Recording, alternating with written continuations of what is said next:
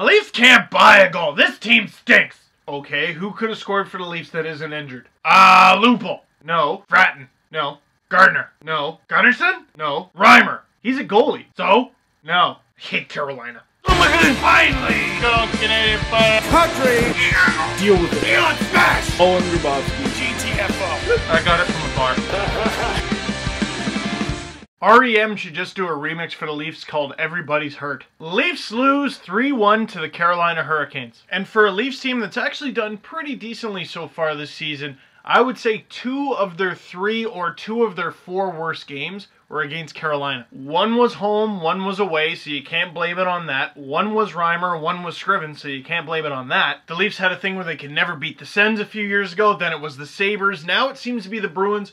Are the Hurricanes developing into another one? The answer, probably not, but I didn't know what else to ask. But like I said, definitely one of the Leafs' top 3 or 4 worst games so far this season. Every goal Carolina scored was... what were they doing? There's a bunch of Leafs all bunched up in front, and they all look like they're playing Dance Dance Revolution in the crease. Left, right, and spin, and left, right. Oh, one of the Stalls again! Stupid Stalls. Eric Stahl was one of the guys supposed to be coming to the Leafs a few months ago, remember? And Jordan Stahl, now that I think of it. Oh yeah, that worked out great. I predict both Eric and Jordan Stahl will become Leafs by the season's end for Bozak and a third. I'm gonna rank that one as an SD5. I'm calling it right now. Something I hated on Twitter and after the game on like radio shows and stuff were people ragging on Scrivens. Did he do amazingly on all the goals that went in?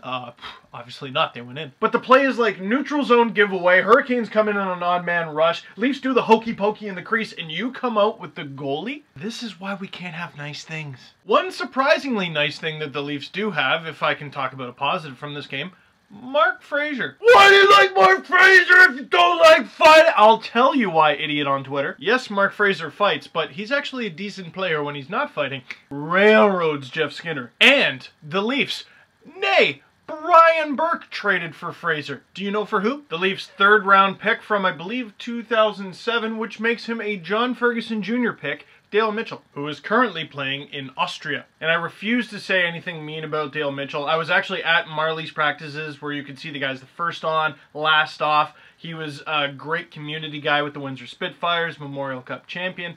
But the Leafs have a player who's currently in the NHL. And Burke was usually pretty good at those tiny 1-for-1 deals or 2-for-1 deals and getting some NHL help in return. Except the other end of that, and if you follow me on Twitter, you know what I'm about to say. I miss Yuri Tlusty. I'm not really sure where Tlusty would fit on this team, but he was traded for Philippe Paradis. And I don't want to get too much into that because they're like, yeah, but Paradis was in the Versteeg trade, and then Versteeg turned into a 1st and 3rd, and then Stuart Pearson, and it's just too complicated. So question of the game then, what was Burke's most underrated move as Leafs GM? And if you want, it could be Burke's most underrated move for how good it was for the Leafs or underrated for how bad it was. And that could be trades, but also signings, draftings, yada yada. And don't just blurt out, Castle first again, because I mean things that people don't talk about all the time. And now, Saturday night, Hockey Night in Canada, a great game, the Leafs and Sens. Because you could argue that Saturday night is the biggest challenge of the season so far for both the Leafs and the Sens. The Leafs are coming off a loss, they don't have a great home record, and this is the most banged up they've been all season. And if it wasn't bad enough that the Sens are missing Jason Spezza, now they're missing reigning Norris Trophy winner Erik Karlsson for the whole season, probably.